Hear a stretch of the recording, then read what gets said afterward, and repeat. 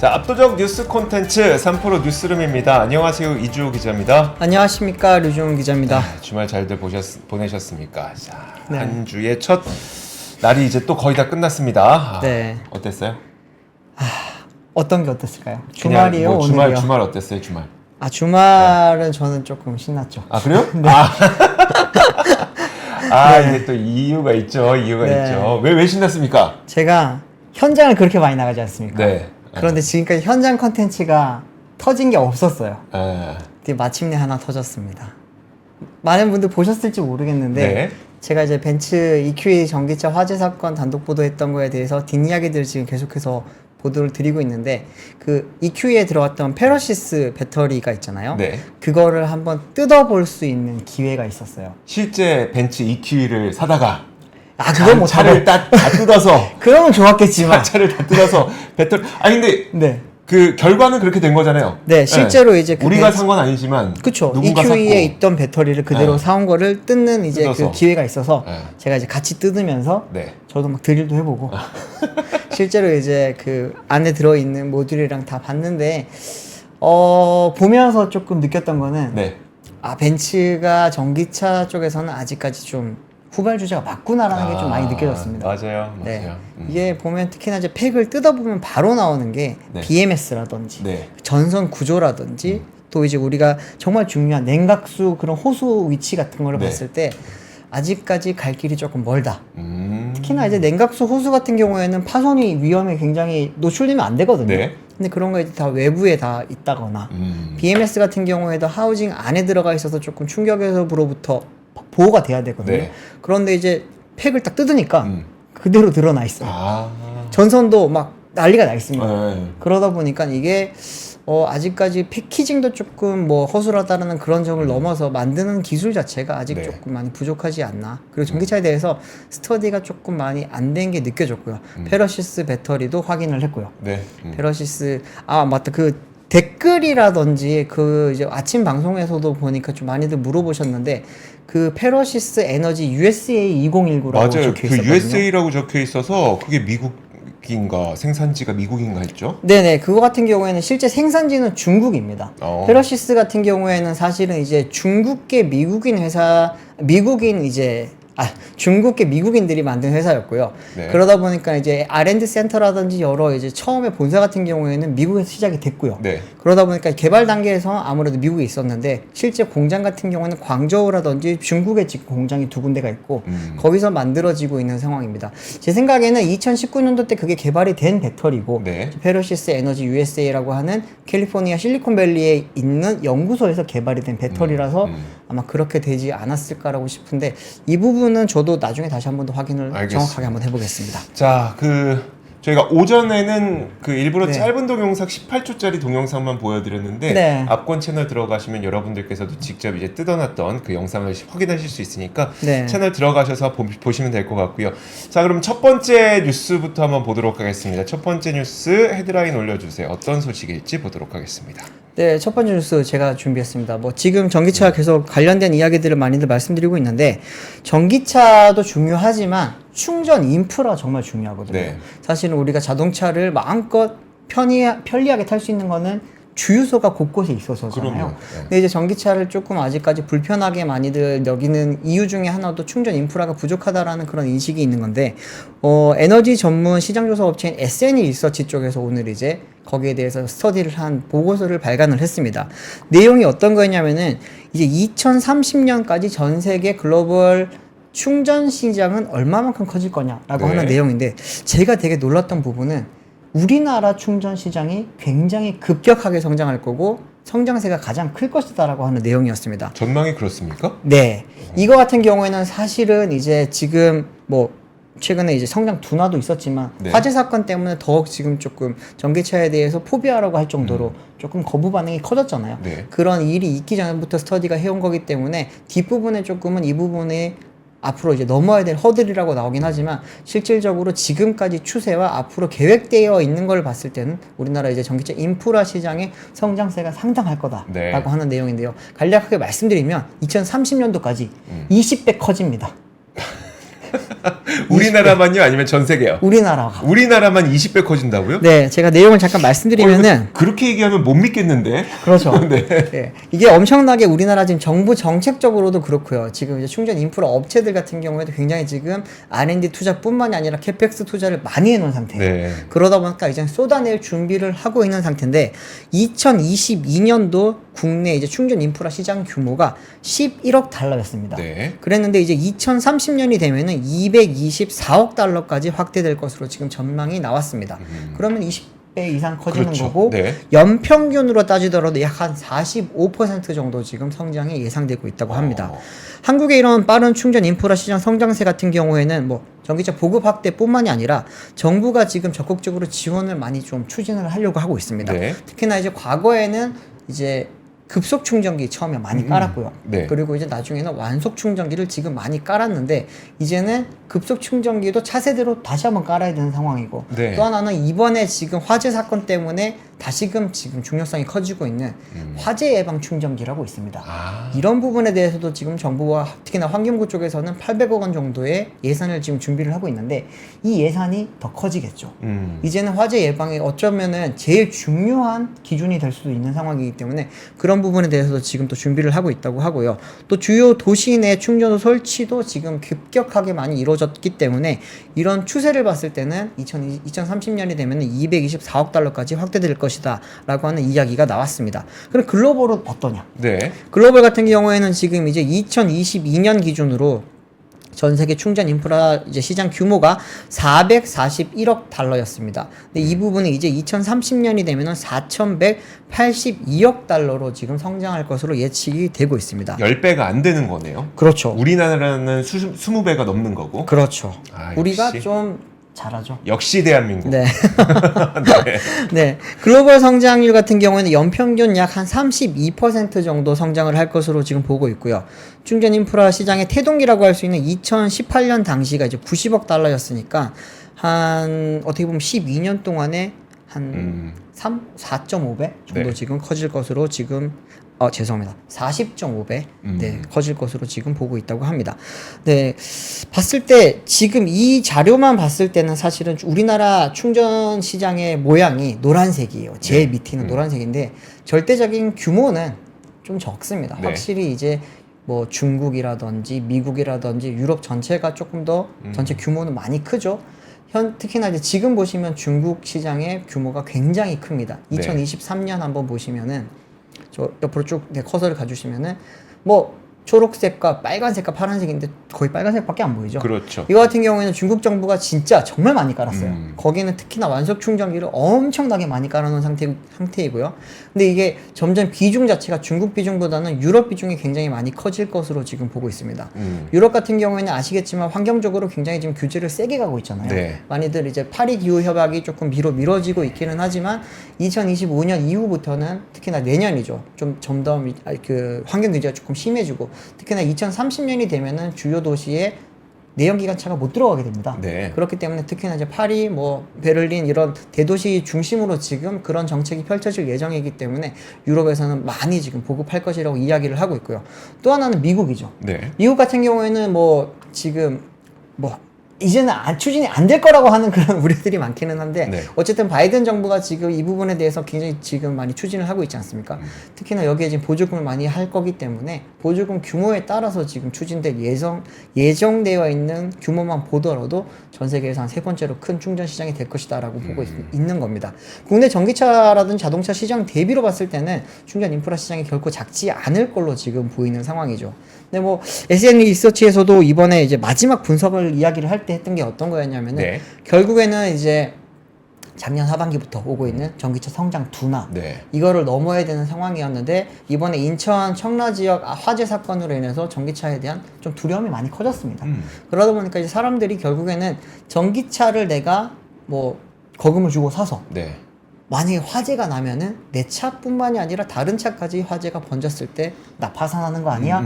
라고 하는 그런 사실 공포증이 제일 큰 상황이라고 지금 볼 수 있는데 이 부분에 대해서는 지금 많이들 예방 대책이 이제는 좀 준비가 될 걸로 보입니다.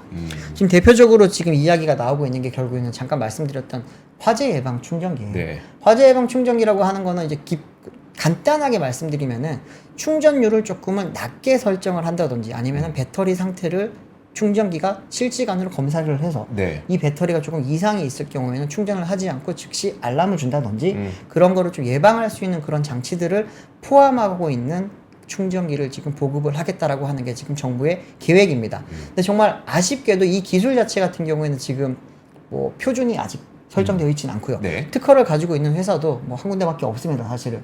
그리고 이제 이 부분에 대해서도 또 하나 넘어야 될 산이 뭐냐면은 이제 내가 충전기 안에서 흔히들 말하는 PLC라고 하는 모뎀을 통한 충전 통신 장치가 있더라도 네. 차에서 그거를 풀어줘야 돼요. 쉽게 말하면은 제조사가 이 정보를 풀어줘야지만 충전기와 서로 정보를 교류를 하면서 여기에 대해서 이제 배터리 상태도 실시간으로 진단을 하고 단순히 충전율 제한만 하는 게 아니라 화재를 예방할 수 있으려면은 결국에는 배터리를 네. 제어를 할 수 있어야 된단 말이죠. 배터리 안정성이 확보가 되어야지만 충전율을 100%를 하든 90%를 하든 50%를 하든 화재를 예방할 수 있기 때문에 그 부분에 대해서 지금 기술을 갖고 있는 회사들에 대해서 조금은 그 환경부에서는 이제는 지원을 해주려고 합니다.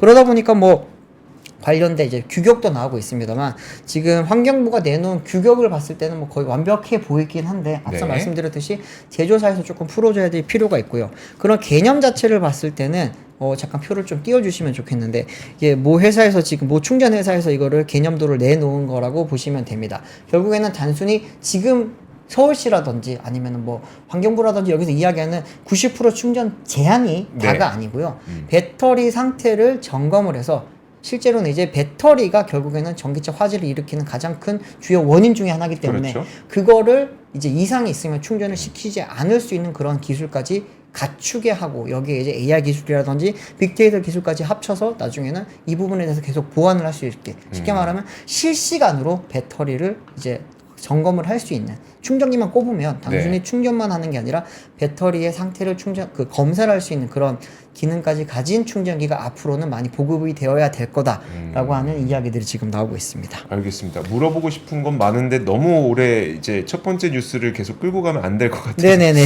그 간단하게 그것만 한번 여쭤볼게요. 예. 자동차 회사 입장에서는 그럼 본인들의 자동차 배터리 정보를 충전기가 가져갈 수 있도록 열어줘야 된다고 그랬잖아요. 예, 그리고 맞습니다. 그 기술을 갖고 있는 곳은 한 곳밖에 없다고 말씀하셨고 네. 자동차 기업들이 그 정보를 가져가지 못하게 하게끔 할 만한 유인이 있어요? 그러니까 우리는 공개하고 싶지 않아. 어떤 이유 때문에 우리는 공개하고 싶지 않아. 이런 게 있어요? 사실 지금 생각했을 때는 그냥 배터리 정보만 가져오면 될 것 네. 같기는 한데 배터리 정보만 가지고 왔을 때는 이게 완벽하지가 않을 수가 있어요. 배터리 정보를 가져와서 예를 들어서 화재가 발생했어요. 네. 그럼 정보를 가져간 회사가 화재에 대한 책임을 다 가져갈 수도 있잖아요. 그러다 보니까 기존에 그러면은 배터리 셀이 어떻게 이상이 생겼는지에 대한 정보도 같이 가져와야 되죠. 네. 그러다 보니까 배터리 SOC, SOH뿐만 아니라 뭐 거기에 대한 내비게이션 정보라든지 다른 주행 정보도 지금 필요하다라고 지금 이야기를 하다 보니까 배터리 그 완성차 제조사 쪽에서는 그거를 정보를 함부로 풀기는 어렵다라고 하고 하는 지금 이야기가 자동차 업체들이 온갖 네. 데이터를 다 모으고 있는데 그렇죠. 그 데이터 다 달라는 거네요. 그렇죠. 그럼 이것도 꽤 시간은 오래 걸릴 수 있겠네요. 네, 이것도 지금 서로 간에 지금 어쩌면은 그 합의를 좀 봐야 되는 상황이라고 좀 볼 수 있는 사실 그럼 상황입니다. 충전기 그 정보를 가져오는 충전기 회사 입장에서도 배터리 자체가 문제인 건지 아니면은 어떤 자동차가 주행 중에 어디에 그 살짝 부딪히는 바람에 배터리에 문제가 네. 생긴 것 이런 정보를 알기 위해서는 주행 데이터까지 가져와야 된다는 게 그 충전기 회사 입장인 거고 네네 그렇죠. 자동차 업체는 지금 온갖 주행 데이터를 모아서 뭐 거기서 SDV도 하고 자율주행도 하고 네. 이런 걸 해야 되는데 그 정보를 다 달라고? 그럼 그렇죠. 우리는 못 주지. 이런 식의 아직 네. 그 조율이 안 되는 상황이군요. 그리고 또 이제 고객 정보 이게 동의도 아직까지 다 받아놓은 상태가 네. 아니기 때문에 저 제조사 입장에서도 함부로 풀 수 없다라고 하는 그런 명분도 있기는 합니다. 네, 알겠습니다. 자, 다음 뉴스 네. 한번 보도록 하겠습니다. 헤드라인 한번 올려주시고요. 자, 이번에는 대한상의에서 오늘 어떤 보고서를 하나를 내놨는데 좀 흥미로웠습니다.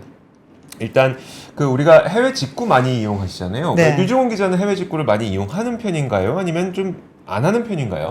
예전에 아이들 어릴 때 좀 많이 이용을 했었어요. 아, 장난감 많이 네, 이용하죠. 맞아요. 장난감이나 애들 옷 사려고 했었는데 요즘은 좀 잘 안 하고 있습니다. 네.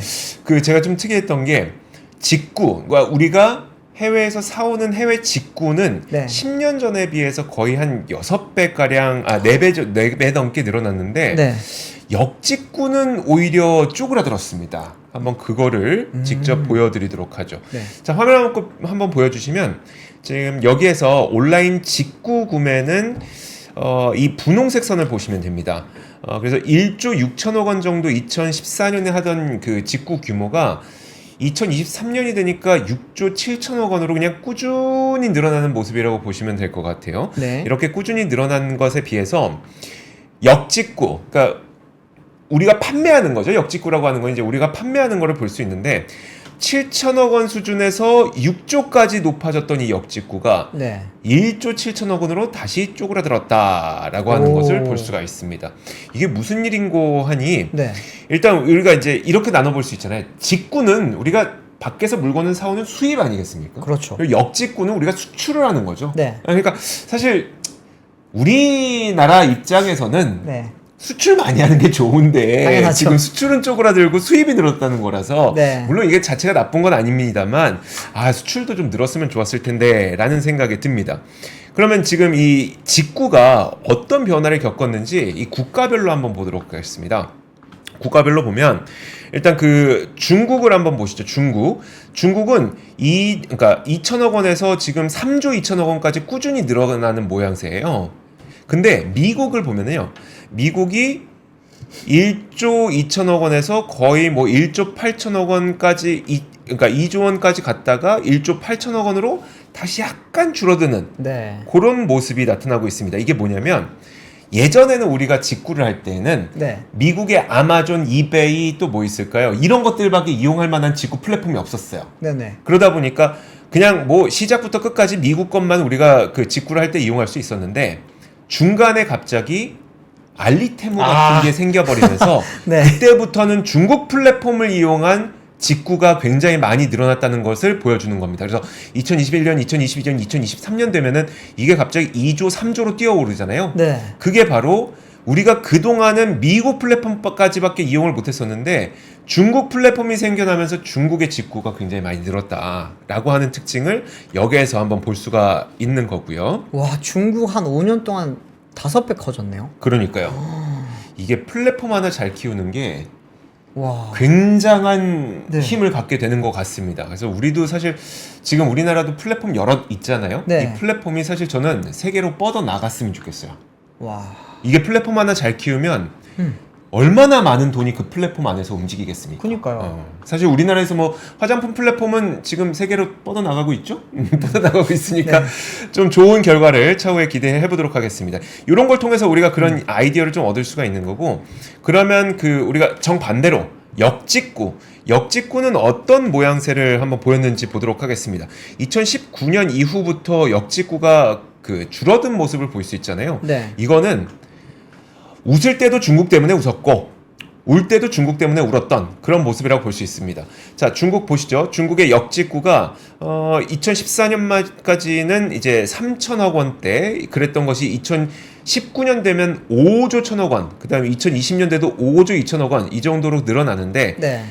다시 2021년, 2022년, 2023년이 되면 다시 줄어듭니다. 이거 보세요. 19년, 20년에 5조 대잖아요. 네. 다시 앞으로 가서 19년, 20년에 6조 대였잖아요. 아, 거의 그러니까 그냥 다 대부분이네요. 중국이었던 거예요. 네. 역직구 우리가 이제 판매하는 수출에 해당하는 역직구는 그냥 중국의 의존이 와. 그동안 너무 심했다라고 보면 될 것 같고요. 네. 한 가지만 더 보여드리도록 하겠습니다. 그럼 품목별로는 어떤 움직임이었었는지 한번 네, 보도록 하겠습니다. 궁금했습니다. 자, 직구. 우리는 무엇을 바깥에서 많이 사오느냐? 의류, 패션, 음식료 그 순위가 10년 전과 지금이 전혀 변하지 않았습니다. 제일 많이 사는 거는 아무래도 의류, 패션, 음식료인 거고 네. 그럼 우리가 많이 판매하는 건 뭐냐?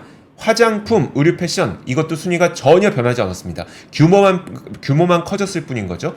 근데 여기서 눈에 띄는 게 한 가지가 있죠. 요거 보이시나요? 음반 비디오 악기. 네. 2023년 음반 비디오 악기 이게 밑에 보시면 2014년까지만 하더라도 223억 원에 불과했던 음반 비디오 악기 수출이죠. 수출. 네. 역직구니까 그게 1817억 원까지 늘었다. 8배 넘게 성장했다. 와. 근데 제가 보기에 이거는 이제 우리가 포토카드로 인해서 그 음반을 굉장히 많이 샀던 게 작년에 있었잖아요. 네네. 이건 좀 지속 불가능한 역직구로 보인다. 요즘에 이거 못하고 있지 않습니까? 거의 가차 수준인데 네네. 못하고 있지 않습니까? 그래서 요거는 좀 지속 불가능해 보이지만 화장품, 사실 화장품은 저는 작년보다 올해가 훨씬 더 많이 수출을 하고 있고 이거 다 역직구로 되는 그 경우가 굉장히 많습니다. 네. 아마존 통해서 역직구로 되는 경우가 많아서 화장품 좀 기대해 볼 만할 것 같고요. 그리고 음식료품, 요즘에 음식료품은 현재 공장 세우고 현재 법인에 세워서 현재 유통망 깔아서 직접 진출하는 것도 있습니다만 음식료품 그렇게 하지 못하는 곳들은 지금 또 이 플랫폼 통해서 역직구로 많이 사고 있기 때문에 네. 저는 화장품, 의류, 패션, 음식료 한번 기대해 볼 만하다라는 생각이 듭니다. 야, 요즘 정말 화장품 좋아하시네요.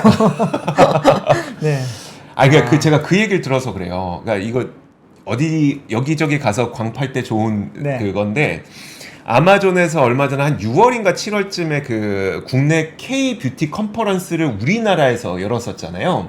그래서 코엑스에서 열었었는데 거기서 되게 궁금했던 게 아니 보통 우리가 연말 최대 쇼핑 시즌은 한 10월부터 해서 추수감사절 이후부터 해서 네. 크리스마스까지 이어지는 그 시기잖아요. 그쵸. 그때를 노려야 될 것 같은데 왜 아마존 프라임데이, 물론 아마존 프라임데이도 굉장히 큰 쇼핑 행사입니다. 그런데 왜 하필 7월입니까? 이렇게 물어봤더니 딱 그 얘기를 하는 거예요. 화장품이라고 하는 게 네. 세상에 종류가 너무 많잖아요. 그쵸. 그래서 한 번 고르기가 되게 힘든데 한 번 나한테 맞는 걸 고르고 나면 네. 계속 그걸 쓴다는 거예요. 맞는 것 같아요. 네. 그러면 7월에 아마존 프라임데이에서 화장품 하나 고르잖아요. 네. 이거 맞으면 블랙 프라이데이까지 계속 산대요. 아. 그래서 야 7월에 해놔. 그러면은 연말까지 야 탄탄대로야.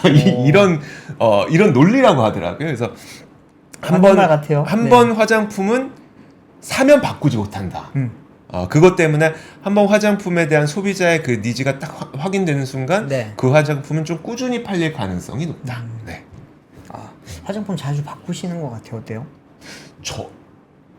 저는 화장품을 안 바르니까. 근데 저는 로션 기초는 하잖아요. 로션도 안 바꾸긴 해요. 그쵸. 저도 스킨도 안 바꿔요. 보니까 잘 안 바꾸는 것 같아요. 그쵸? 네. 안 바꾸죠? 네. 저도 하나 딱 브랜드 정하면 어. 거의 그거를 쭉 쓰다가 그거보다 좋은 거 발견하기 전까지는 계속 그냥 그것만 쓰는 것 같거든요. 그러니까. 네. 네. 그게 화장품이다. 오. 진짜 이 수많은 것들 가운데. 진짜 충성도가 높은 게 어쩌면 화장품이네. 잘 생각해 보니까. 의미 없이 충성도가 높아. 네. 바꾸기 귀찮아서 충성도가 높아요. 그럴 수도 있겠고. 네. 어쨌든 네. 그렇습니다. 이거 오늘 나왔던 이 역직구와 직구의 그 지난 10년간의 흐름을 보면서 좀 네. 뭔가 제가 마음속에 느끼는 점이 몇 가지가 있어서 이 내용을 좀 소개를 해드렸습니다. 네. 자, 다음 보시죠. 다음 소식은 이주호 기자도 굉장히 좀 관심이 많은 분야입니다. 네. 변압기 이쪽인데요. 예. 네. 지금 프랑스 파리에서 이제 2024 CIGR이라고 하는 국제 대전력막 기술 회의라고 하는 지금 전시회가 열리고 있습니다. 여기서 이제 국내 대표 기업이라고 하면 삼총사, 네. LS, 효성, 효성, HD 현대. 네. 여기 있잖아요. 여기가 지금 굉장히 좋은 성과를 얻을 것으로 보이는 지금 이야기들이 들려와서 한번 가져와 봤는데요. 일단은 LS 같은 경우에는 LS 전선과 LS 일렉트릭이 지금 동반 참가를 네. 했습니다. 여기에서 뭐 주로 선보이는 기술은 많이들 아시겠지만 이제 초전도 케이블 시스템과 초전도 전류 제한기로 구성된 IDC용 초전도 솔루션입니다. IDC는 데이터 센터죠. 그렇죠. 데이터 센터향으로 지금 나갈 것인데 뭐 많이들 아시겠지만 요즘 IDC의 수요는 굉장히 높아질 것이라고 하는 전망은 계속 나오고 있습니다. 아직까지 실제로 수주가 많이 이루어지지는 않았고 네. 뭐 아시겠지만 생산도 거의 없는 상황이긴 한데 이게 과연 그게 시작이 되면은 네. 폭발적으로 나가야 되는 상황이거든요. 그러니까요. 그러다 보니까 지금은 수주를 많이 따두는 게 굉장히 중요한 상황인데 LS 전선이랑 LS 일렉트릭 쪽에서는 이 초전도 솔루션이라는 걸 최근에 지금 개발을 해서 이번에 수주를 많이 하려고 한다고 합니다. 한번 초전도 솔루션이 이게 뭘까요? 어떤 건지 한번 좀 네. 사진을 보면서 제가 말씀을 초전도 드릴게요. 솔루션. 기존에 있는 이제 전력센터 같은 경우에는 보시면은 밑에 기존 보이시죠? 네. 이 IDC에서 데이터 센터용 변전소를 거쳐서 한전 변전소 이렇게 왔다 갔다 하는 게 있습니다. 네. 이거 같은 경우에는 기존에는 원래는 사실은 고전압으로 보내야 돼요. 네. 아시겠지만 고전압으로 보내야지만 되는 건데 이거를 LS 쪽에서는 22.9kV라고 하는 좀 낮은 전압으로 154kV급의 대용량 전력을 송전할 수 있다고 합니다. 쉽게 말하면은 낮은 전력을 기존의 높은 전력이랑 똑같은 힘으로 보낼 수 있는 그런 기술을 가진 게 초전도 솔루션이라고 합니다.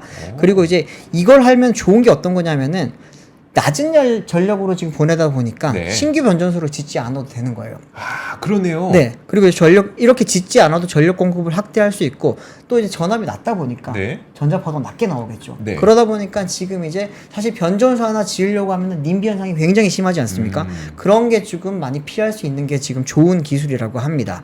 그래서 지금 LS 쪽에서는 전선과 일렉트릭이 함께 이제 이 케이블 그리고 이제 초전도 전류 제한기 LX 일렉트릭에서는요 이거를 동시에 지금 하나의 솔루션으로 만들어서 공급하는 거를 지금 이번 이제 CEI GRE에서 선보였고 이거를 아마 지금 유럽 쪽에 많이 수주를 좀 딸 것으로 기대를 하고 있는 상황입니다.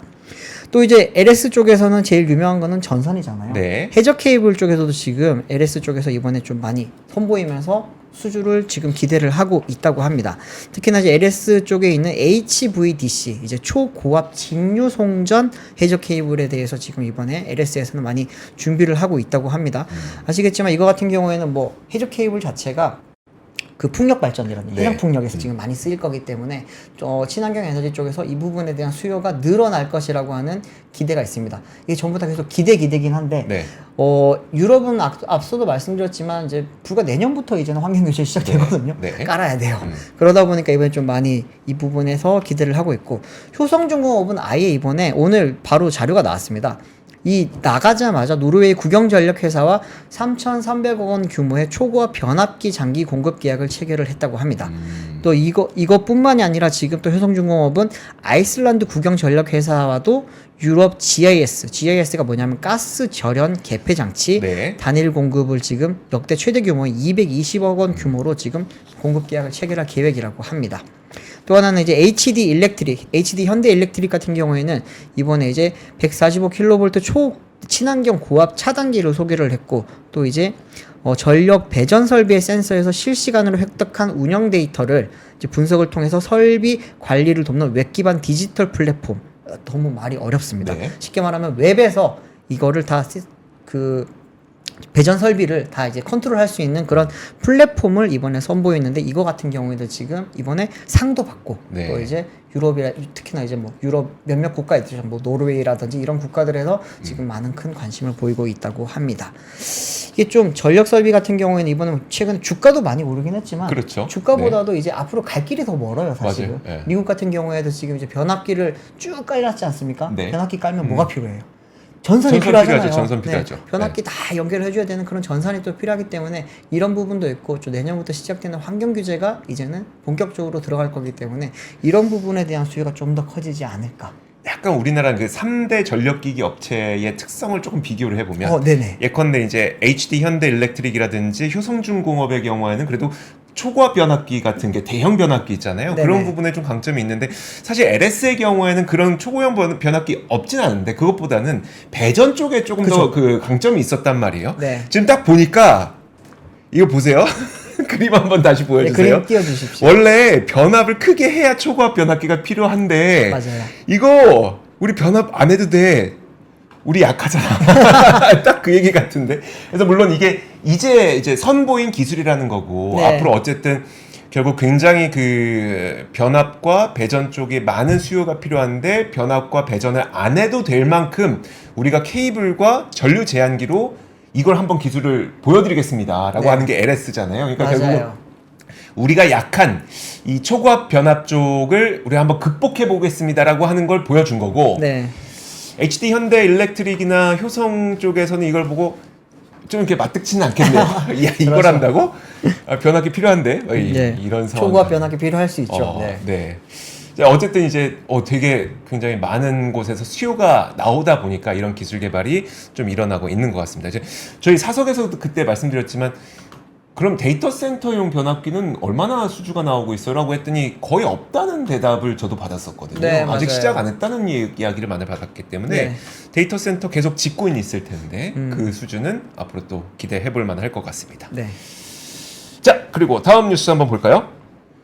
다음 뉴스. 자, 부동산 한번 가시죠. 요즘에 부동산 너무 많은 관심이 있죠. 이게 네. 또 그러니까 집이 있는 분들께서는 사실 지금 상황이 좋으실 거고 없는 분들은 가격이 올라가는 모습을 보면서 애타하는, 그러니까 네. 속앓이하는 모습을 많이 보이고 있을 텐데, 오늘 나온 뉴스는 이제 올해 들어서 서울 아파트값 상승세가 이어지다 보니까 7월부터 8월까지 계약된 서울 아파트 실거래 가격이 역대 최고가의 거의 평균 90% 수준까지 다다랐다라는 뉴스가 나오고 있습니다. 부동산 114가 이제 7월부터 8월까지 계약된 서울 아파트 실거래가를 분석을 해봤는데 2021년과 2022년에 이제 최고점을 찍었던 수준이 있을 거잖아요. 그쵸. 그 수준과 지금 현재 가격을 한번 비교를 해본 거예요. 비교해봤더니 서초구와 용산구는 올해 3분기 거래 가격이 직전 최고가의 평균 99%까지 올랐다고 하니까 최고가 온 겁니다. 이 네. 정도면 최고가 온 거고. 뭐 그러니까 반포는 최고가 넘었죠, 사실. 넘었죠. 그렇죠. 네. 넘었죠. 그리고 강남구도 97%, 네. 마포구, 종로구 95%, 성동구, 중구 93%. 그러니까 이게 마용성, 강남 요 다 거의 다 전고점 왔다. 네. 우리 전고점 오면 되게 좋은 신호로 보잖아요. 전고점 왔다. 네. 자, 그리고 이제 목동 재건축 호재가 있는 양천구, 송파, 광진, 영등포 이런 곳들도 대부분 한 90%에서 92%요 정도까지 이 전고점 대비해서 가격이 많이 올라왔는데 네. 이게 아무래도 시장 금리는 하락하고 있는데 그 1주택 종합부동산세 폐지 같은 게 추진이 되다 보니까 네. 야, 한 채를 중심부에 갖고 있어야 돼. 똘똘한 한 채. 네, 네. 아무리 우리가 아무리 어디에서 이렇게 그런 거 있잖아요. 적자 내고 있는 스타트업이 성공하면 수익률은 좋긴 한데 실패할 확률이 높잖아요. 그쵸. 그리고 우리가 아무리 못해도 어떤 일이 있어도 압구정동 현대아파트, 압구정동 한양아파트의 가격 상승을 이기기가 쉽지가 않거든요. 그건 뭐. 그럼 대장을 네. 가야 되는 거죠. 그러다 보니까 이제 서울 중심권에 있는 아파트로 이 매수세가 좀 몰리고 있는 것으로 풀이가 되고 있고요. 네. 그러다 보니까 사실 그것보다는 지금 이해 말씀을 드리고 싶은 건데 이렇게 주담대가 급증하다 보니까 결국 은행권에서는 대출 만기랑 한도를 줄이는 특단의 대책을 계속해서 내놓고 있습니다. 네. 일단 그 KB국민은행의 경우에는 29일부터 다양한 방식으로 주택담보대출 취급을 제한할 예정입니다. 네. 현재 50년짜리 그거 있잖아요. 34세 미만의 50년 그 기간으로 빌릴 수 있는 대출, 주택담보대출. 네. 이 대출 기간을 수도권 소재 주택에 대해서는 30년으로 축소하기로 했습니다. 와, 완전 핀셋 규제네요. 그러면 이렇게 되면은 한 달에 갚아야 될 원리금이 굉장히 높아지죠. 그렇죠. 그러다 보니까 어떻게 보면 부담을 굉장히 크게 지우는 겁니다. 그렇게 네. 해서 그 대출을 덜 받으라고 하는 거고 네. 주택을 담보로 빌리는 생활 안정자금 대출의 한도도 1억 원으로 제한됩니다. 지금까지는 제한이 없었는데 이게 사실 이게 그런 거죠.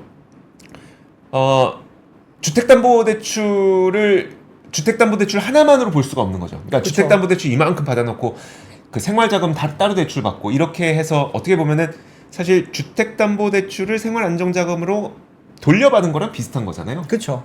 약간 그러니까 그런 거 못하게 하겠다라고 하는 거고 우리은행도 마찬가지로 생활안정자금 목적의 주택담보대출 한도를 최대 기존 2억 원에서 1억 원으로 절반 가까이 축소시키기로 했고요. 네. 그리고 그 갭 투자를 방지하기 위해서 조건부 전세자금 대출 취급도 제한하기로 했습니다. 이거는 뭐 계속 나왔던 거죠. 네. 신한은행도 지금 굉장히 그 빠르게 금리도 올리고 있는 그런 은행 가운데 하나인데 네. 신한은행도 조건부 전세자금 대출 이날부터 당분간 취급하지 않기로 했고요. 야.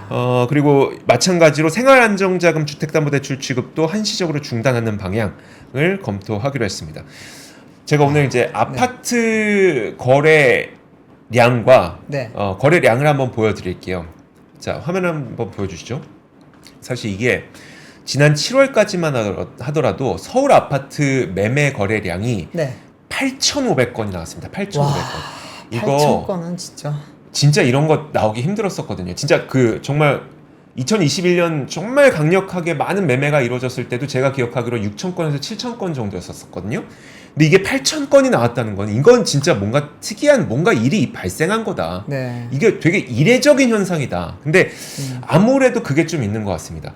우리가 원래는 DSR 규제를 그 7월에 시행하려고 그렇죠. 했었잖아요. 네. 그거를 이제 정부가 9월로 미뤄서 9월에 조금 더 강력한 스트레스 DSR을 네. 도입한 거긴 한데 어쨌든 이 시점 즈음에 DSR이 규제가 있을 것으로 예상됐었기 때문에 네. 그 전에 사놓자라고 하는 매수 심리가 분명히 좀 작용을 하고 있었던 걸로 보입니다. 물론 이게 지금 8월 수치는 아직 이제 아니에요. 집계가 되고 있는 거기 때문에 되게 미온적인 수치긴 한데 그래도 낮긴 낮습니다. 지금 1,800개 정도로 집계가 됐거든요. 제 생각엔 8월에 더 많이 나올 것 같아요. 역대급 나올 것 같습니다. 그래요? 지금 제가 들리기로는 9월달 스트레스 DSR 앞두고 지금 완전 몰렸거든요. 네. 최근에 이제 특히 뭐 집값들 아까 잠깐 말씀드렸지만 뭐 기존 정고점을 넘은 아파트들 네. 대부분 8월에 나왔어요. 아. 이번 달 만약에 집계가 끝나는 다음 달 이맘때쯤이 되면은 아마 역대급의 거래량이 지금 보이지 않을까 싶고, 야 하반기 때 그러면 진짜 어떨지 저는 이제 갈피를 못 잡겠습니다.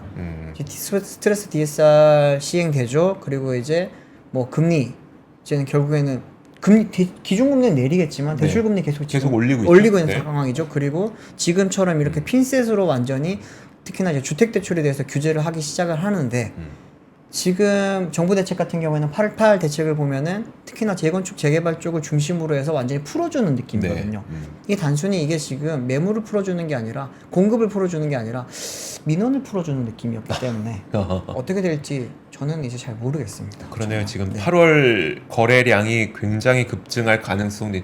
저는 그렇게 보입니다. 그런데 이제 또 스트레스 DSR 시작되죠. 그리고 네. 거기에다가 금리 올라가죠. 그다음에 아까 생활안정 자금 같은 거 다 줄이죠. 그러면 8월까지 급등했던 게 9월에 훅 꺾일 수도 있지 않을까. 지금 전문가들은 결국에는 추석 이후 어떻게 될지 봐야 된다. 추석 이후. 예. 항상 뭐 정치도 그렇고 경제도 그렇고 정말 명절이 중간에 분기점이 되나 봐요. 맞아요. 그런 이야기들이 계속 나오더라고요. 거기서 이제 부모님한테 집을 샀어야지라고 하면은 이제 혼나고 나면 또 이게 집 사야 되나 이러고 그럼 안 되는데. 네. 아유 좀 집값 좀 뭐 집값이 잡힌다는 게 네. 불가능한 거지만 그렇죠. 좀 안정됐으면 좋겠습니다. 급등 급락은 좀 피해야 되지 않을까. 근데 네. 최근에 오늘 이번 올해 연중에 너무 많이 올랐어요. 너무 많이 올랐어요, 진짜.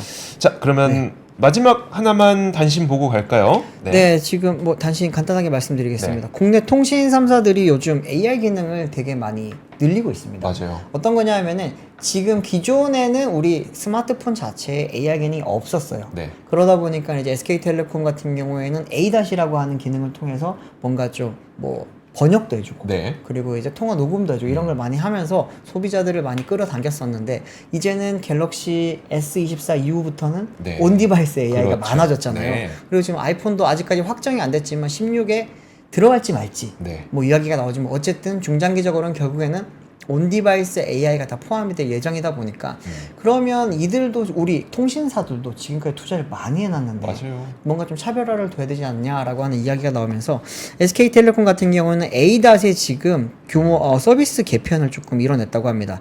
특히나 이제 LLM 기반의 대화형 서비스 이제 데일리라고 하는 걸로 출시를 했고요. 또 이제 AI 비서 기능도 많이 강화를 했다고 합니다. 또 아시겠지만 SK텔레콤 같은 경우에는 지금 뭐 반도체 회사 있잖아요. 네. AI 반도체 회사 리벨리온 쪽이랑 지금 또 투자를 하면서 앞으로 나올 데이터 센터 쪽에 조금 더 투자가 많아질 거기 때문에 네. 차별화된 서비스를 보여줄 것이다 라고 이야기를 하고 있고요. KT 같은 경우에는 소상공인을 위한 AI 통화 비서 서비스에 지금 많이 주력을 하고 있다고 하고 LG U 플러스 같은 경우에는 좀 이 부분에서 많이 뒤처져 있다라고 하는 비난을 받고 있기는 한데 4분기 중으로 통화 녹음이라든지 요약 이런 걸 해줄 수 있는 AI 서비스 익시오를 출시를 한다고 합니다. 이러면은 뭐 내 네. 폰이 조금 구형 폰이더라도 네. 스마트폰 이제 통신사를 통해서 그쵸. AI 기능을 좀 활용할 수 있는 방안이 생기지 않을까라고 하는 이야기들이 나왔습니다. 유의미하게 우리가 사용할 수 있을 만한 인공지능 서비스가 좀 조만간 나와줬으면 좋겠다는 생각이 듭니다. 네, 제발입니다. 네, 진짜. 자, 네. 그러면 오늘의 3프로 뉴스룸은 여기까지 하도록 하겠습니다. 저희는 내일 또 올 테니까요. 오늘도 저녁 시간 잘 보내시고 내일 오후에 뵙도록 하겠습니다. 고맙습니다. 감사합니다. 박근영, 이선영, 사경인, 염승환 투자 마스터들의 세심한 케어로 건강한 투자 습관을 만드세요. 3프로 멤버십 3프로 앱에서 확인하세요.